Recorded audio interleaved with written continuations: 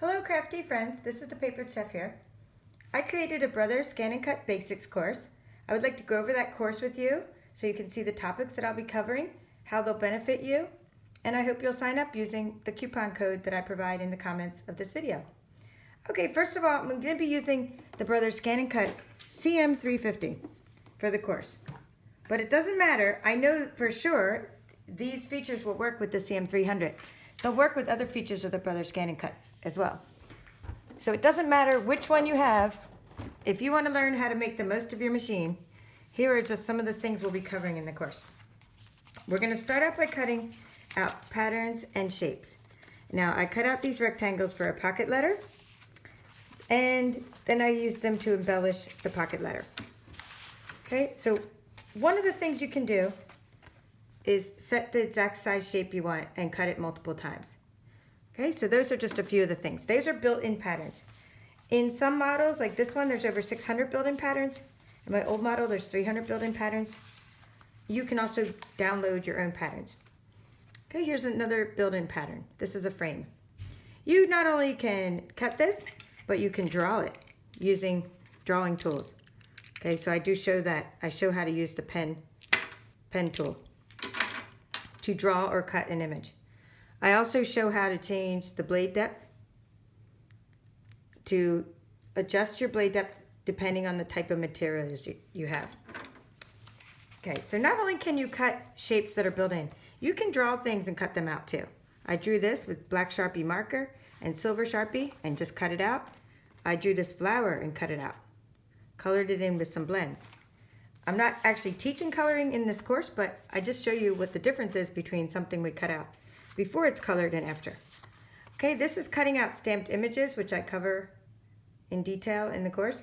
This is cutting out the magical mermaid, and then I colored it in. Not as part of the course, I colored it in later. This is cutting out the fairy celebrations, and this is what it looks like once I colored those in. Now, all the things I do in this course are projects I'm actually working on and things that I actually need for my own crafting. And I actually show you that, and I show you some of the finished projects I made with all these embellishments that I cut out. Okay, we also cut out patterned paper. That was a big part of the basics course. This is poodles from this paper called Birthday Memories. I show you how to use the black and white recognition mode, for example, for images like this, which have a high degree of contrast between the front and the back of the paper. And I also show you how to use color recognition mode for objects even as tiny as this, like this little star. Let me pull that in so hopefully it focuses.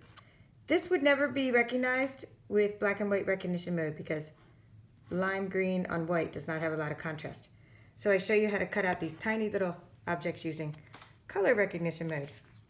We also cut out some mermaids that I'm using for a project right now that I'm selling these boxes on Etsy, and I'm making a bunch of mermaid boxes, and I just cut out the mermaids for the top of those.